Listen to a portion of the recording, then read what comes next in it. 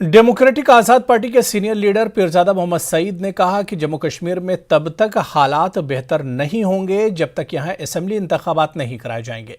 महबूबा मुफ्ती को सरकारी रिहाइशगाह छोड़ने की सरकारी नोटिस पर पीरज़ादा ने कहा कि साबिक वज़ीर आला होने के सबब जो उनका हक था वो छीना नहीं चाहिए।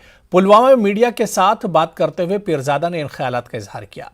इससे कबल पुलवामा टाउन हॉल में पार्टी वर्करों का एक रोज़ा इजलास मुनक्किद हुआ, जिसमें पार्टी लीडरान ने कहा कि DAP का मंशूर है कि जम्मू कश्मीर के अवाम को इसके बुनियादी हुकूक दिए जाएं। इस मौके पर पीरज़ादा मोहम्मद सईद ने कहा कि इन्हें तवक्को थी कि मरकजी हुकूमत हिमाचल और गुजरात के असेंबली इंतखाबात के साथ साथ जम्मू कश्मीर में भी इंतखाबी अमल में इंतखाबात लाएगी, लेकिन ऐसा नहीं हुआ, जबकि असेंबली इंतखाबात से ही यहां हालात बेहतर होंगे।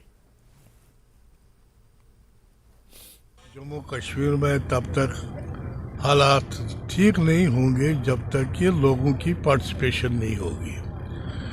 लिहाजा ज़रूरी है कि इलेक्शन जल्द अज जल्द होने चाहिए और आज भी हम मुतालबा करते हैं कि जितना जल्द इलेक्शन हो जाए, और तवक्का था हमें कि हिमाचल प्रदेश के साथ ही हो जाए और गुजरात के साथ ही हो, लेकिन नहीं हो पाया।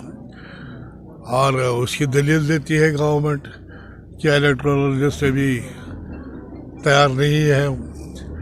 तो मैं समझता हूँ जितना जल्दी हो जाए यहाँ इलेक्शन, लोगों की पार्टिसिपेशन हो जाएगी तो रियासत में कुछ हद तक है।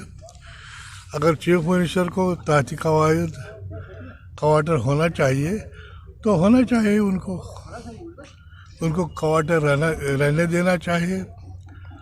लेकिन जिस तरीके से हमने भी सुना है उनको वैकेट करने के लिए कह रहे हैं, तो मैं समझता हूँ सही नहीं है।